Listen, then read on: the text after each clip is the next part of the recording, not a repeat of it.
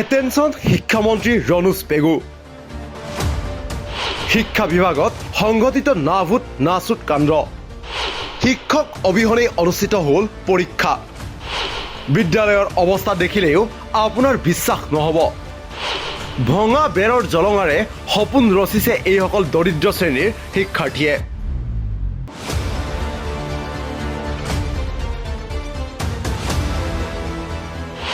মুখ্যমন্ত্ৰীৰ পৰিয়ালৰ বিদ্যালয়ত এৰে খোৱাটো বিচাৰেনে স্বয়ং শিক্ষামন্ত্ৰী ৰণোজ পেগুৰ সমষ্টিত এয়া চলিছে কি মাৰ্কশ্বিট দিবলৈ চৰকাৰৰ হাতত ধন নাই এফালে ৰাজ্যৰ চৰকাৰী খণ্ডৰ বিদ্যালয়ৰ শোচনীয় অৱস্থা চৰকাৰে যিমানেই ব্যৰ্থতা থকাৰ প্ৰচেষ্টা অব্যাহত নাৰাখক কিয় সময়ে সময়ে প্ৰকৃত স্বৰূপ পোহৰলৈ আহিছে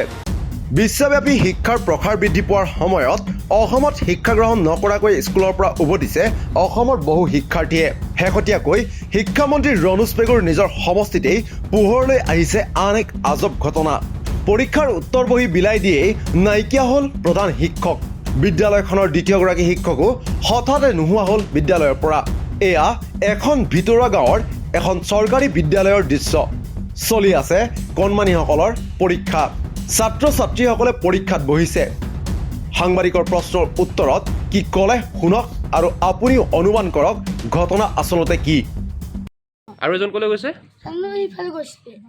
অহা নাই আজি তোমালোক পেপাৰ কোনে দিলে পৰীক্ষা যে চলি আছে পেপাৰ কোনে দিলে আৰু ধেমাজি যোৱা ছাত্ৰ দিছে ধেমাজি যোৱা ছাৰজনে দি থৈ গ'ল তাৰপিছত তোমালোকে এতিয়া পৰীক্ষা দি আছা ছাৰ ইফালে গৈছিলে পৰীক্ষা হৈ আছে নেকি পৰীক্ষা হৈ আছে মাষ্টৰ নাই একজন ধেমাজি একজন ধেমাজি গৈছে আছে যোনটো ইফালে গ'ল আহে না হা হা মেথছ মেথছ কি ছাবজেক্ট আছিলে কি ছাবজেক্ট আছিলে আজি হা ইংলিছ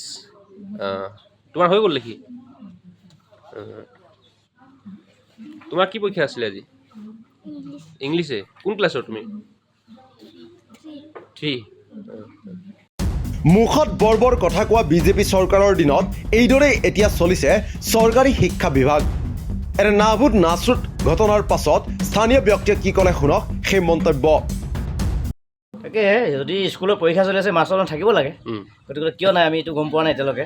মোৰ ইমান খবৰ নাই মই মিটিং এখন আছে বুলি এৰেঞ্জ কৰি আছিলোঁ কিন্তু এই যে পৰীক্ষা যে চলি আছে মই তাকো গম নাপাওঁ এতিয়া এই দেখা গৈছে যে মাষ্টৰজন নাই এইটো কিন্তু বহুত দুখিত আমি আৰু দুখ লগা কথা কাৰণ পৰীক্ষা চলি থকা অৱস্থাত ল'ৰা ছোৱালী স্কুলত পৰীক্ষা দি আছে মাষ্টৰজন নাই কিন্তু এইটো কি হৈছে কি কথা গম পোৱা নাই আপোনাৰ আছে প্ৰায় 20-25জনমান আছে শিক্ষক দুজন আছে প্ৰধান শিক্ষক আছে আৰু সহকাৰী শিক্ষক আছে তেওঁলোকক আজি শুনা পাইছোঁ এতিয়া আমি ছাত্ৰ ছাত্ৰী সুধিছোঁ যে প্ৰধান শিক্ষকজন ক'ত গ'ল বোলে ক'ৰবাত টাউনৰ পিছত গৈছে বোলে তাৰ যিজন সহকাৰী শিক্ষক আছিলে তেখেতেও আহিছিলে আহি কিনি পেপাৰ দি কিনি তেওঁ ওলাই গুচি গ'ল এতিয়া বৰ্তমান আমি দেখি পোৱা নাই তাৰ ব্যৱস্থা কি হ'ব এতিয়া এইটো চৰকাৰেহে জানিব আৰু দুজন শিক্ষকৰ নাম জানে ইয়াৰ পাছত চৰকাৰী শিক্ষা খণ্ডৰ উন্নয়ন হোৱা বুলি শিক্ষামন্ত্ৰীয়ে ন দি ক'ব পাৰিবনে আনহাতে মন কৰক বিদ্যালয়খনৰ আন্তঃগাঁথনিৰ মানদণ্ড বাঁহৰ কামিৰে বেৰ দিয়া সৰু ঘৰ এটাত এইদৰে গাঁৱত চলি আহিছে 1987 চনতে স্থাপিত হোৱা এইখন চৰকাৰী বিদ্যালয় গাঁৱৰ এইসকল কণ ছাত্ৰ ছাত্ৰীয়ে ন্যূনতম আন্তঃগাঁথনি নথকাকৈ শিক্ষা গ্ৰহণ কৰিতো আহিছেই তাৰ মাজতে শিক্ষাৰ ক্ষেত্ৰতো যেন অৱহেলিত হৈছে এইসকল ছাত্ৰ ছাত্ৰী হয়তো এইদৰেই ৰাজ্যৰ বিভিন্ন স্থানত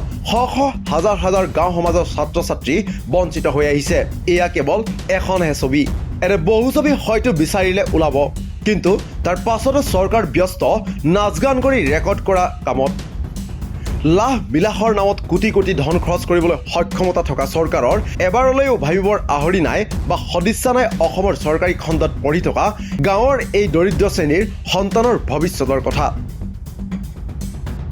নিউজ ডেস্ক ৰিপৰ্ট দি ক্ৰছ কাৰেণ্ট